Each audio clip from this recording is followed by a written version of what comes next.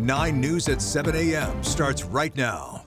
As tariffs push wine and spirit prices higher across Denver, one local shop is doing the opposite. Why this family-run store says that lowering prices could actually pay off for them.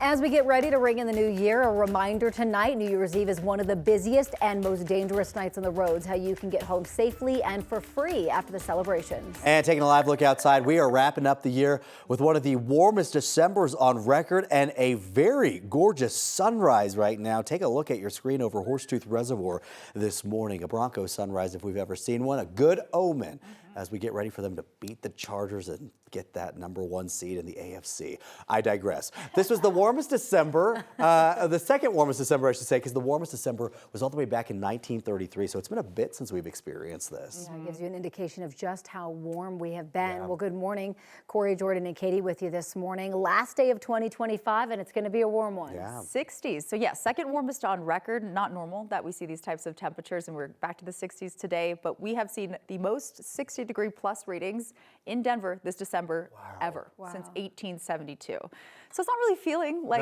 the start of the new year, but tonight, if you do have plans out and about weather-wise, it's going to be pretty nice outside. Low 60s and sunshine today. This morning, we have dropped down to the upper 20s and 30s for the majority of the metro area. So it's still pretty chilly out and about, but we usually see lows in the teens. What we have really been hoping for this winter thus far is more snow, especially for our ski areas. It's going to be a bluebird day for today, but we are fortunately talking about our next chance for seeing mountain moisture arriving for New Year's Day in the afternoon, lasting through the day on Friday. Then we'll warm back up this weekend, and as the Broncos take on the Chargers on Sunday, we're back to the 60s here in town. But right now, 16 only in Greeley. We're in the 30s from the airport into Elizabeth, so not quite as cold as this time yesterday. Boulder still below freezing in the upper 20s this morning. Sun will be shining for this final day of 2025, and highs will top out in the low 60s right around 3 p.m. We're expecting 61 out of the airport, and then across the eastern plains, similar weather pattern. It's a big ridge of high pressure in control across the region, and those temperatures in the mountains, it'll feel more like springtime, 40s for a lot of our high country towns. Now, building cloud coverage tonight. Clock strikes midnight into early tomorrow morning, mid to upper 30s expected, and highs slightly cooler for tomorrow under that cloud cover. Possibility for a brief sprinkle, but still upper 50s for highs. Now here comes the rain and snow over lower terrain into the mountains. It's going to be a rain-snow mix that will impact the I-70 drive after about 3 p.m., especially west of the Continental Divide up into Rabbit Ears Pass. Steamboat Springs expecting the most snow to accumulate. We'll talk more about those snow totals we're expecting, and if Denver has any chance for precipitation for the first full week of 2026 coming up. All right, thank you, Katie. It is 7:03, and right now, Denver police are investigating a shooting that took place overnight. They say this happened on Pearl Street, just off of East 14th Avenue. One person was taken to the hospital, but no serious injuries were reported. It's unclear if anyone has been taken into custody, but we are working to find out, and we'll update you on air and online. The case against a disgraced DNA analyst accused of manipulating data during her decades-long career at CBI is delayed once again. This is video of her in court yesterday. I believe that we're going to show that to you. In September of 2023, an intern at the CBI lab alerted supervisors to potential problems with Missy Woods' work. That led to an internal investigation and then a criminal case. This is the video from her in court yesterday. Woods now faces more than 100 counts, including perjury and forgery. The 65-year-old was set to be arraigned yesterday, but that was pushed back now to February. In court on Tuesday, prosecutors did indicate her trial could last up to 8 weeks. Fire crews in Aurora say a recent house fire was accidental and related to construction work. This started around 6:30 yesterday morning on North Zion Street. Crews say that the fire started in the basement and it extended to the first floor. Thankfully, no one was hurt and no one was in the home. Fire crews were able to extinguish it in about 20 minutes. Investigators say that it was caused by some sort of electrical malfunction. Elk Creek Fire Protection District has withdrawn from litigation tied to a failed consolidation with Intercanyon and North Fork Fire, which merged into Conifer Fire. Elk Creek Fire officials said the merger would have increased services and improved efficiency. The consolidation effort was opposed by voters in 2023. After Elk Creek continued to push it forward, it was challenged by board member Chuck Newby and Conifer resident Neil Whitehead. We can work more closely together. We can have, quite frankly, less duplication of efforts, specifically on our administrative side, and really allow us to focus more on increased services with boots on the ground. we enjoy our independence and our freedom up here, and we feel that we should preserve our local control as much as possible. Newby and Whitehead say they believe Elk Creek dropped out because the department was worried they would lose. Elk Creek Fire says that was not the case and they simply did not want to spend more taxpayer dollars.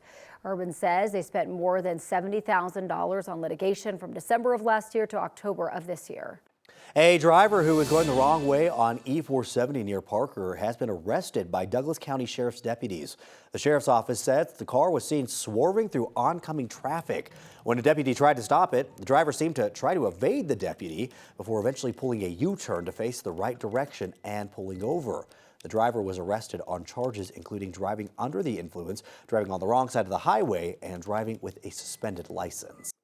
People with disabilities who rely on RTD's door-to-door service will pay more for rides beginning tomorrow. The transit agency's board of directors voted 10-5 in September to adjust its Access on Demand program. That subsidizes ride shares and taxis for eligible riders. Currently, the program has no base fare and RTD covers up to $25 per trip. Under the new plan, riders will pay a base fare of $4.50.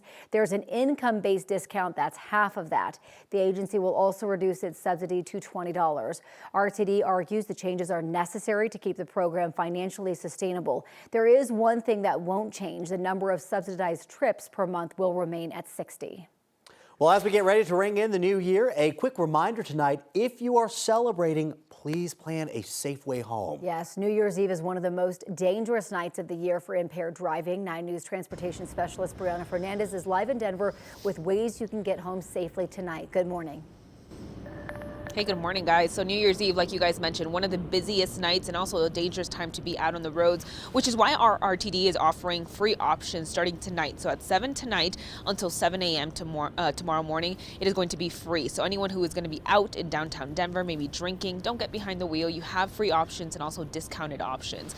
So we know that this partnership between Molson Coors and RTD, they've been going on for 17 years. They offer zero fare rides on buses and trains for New Year's Eve. All RTD buses and rail routes will be free starting again at 7 tonight through 7 tomorrow morning. And the program is designed to encourage people to plan ahead, leave your car at home, and avoid driving after drinking. So in 2024, about 32,000 riders took advantage of this free program. Last year, that number grew to more than 37,000. RTD officials also want to remind riders that service will run overnight, but some routes may end earlier than others, especially after midnight. We want people to have a good time and celebrate, and if they are having a few drinks, definitely don't drive home. Just be safe. Be safe for yourself, be safe for others. And so this partnership allows RTD to offer no-cost fares on any bus or rail service, and that way customers can get home safely. Yeah, so definitely take advantage of this free program. Also check the RTD app just to see exactly what time your route is going to be taking off. And also coming up in the next hour, we are going to break down some of the numbers that troopers saw last year for last New Year's Eve and how many arrests they made, as well as how many crashes they had to investigate. For now, I'm live here in Denver. Brianna Fernandez for 9 News. All right, Brianna, thank you. And Uber and Mothers Against Drunk Driving are teaming up to help make New Year's Eve ride shares a little bit cheaper to help you out. You can get an $8 discount on your Uber trip by using the code JOYFULCO25 when you order your ride in the Uber app.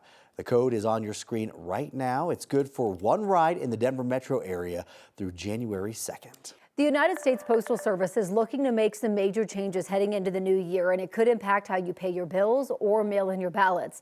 Instead of the postmark showing when you drop off the piece of mail, it will reflect the date an envelope is first processed by an automated sorting machine. This rule reflects the USPS's mission to consolidate and modernize the way they go through mail. For a long time, Americans have assumed that mail will be postmarked the day it is mailed and may not be prepared to account for extra days. In the new year, you'll want to plan ahead when you drop off mail.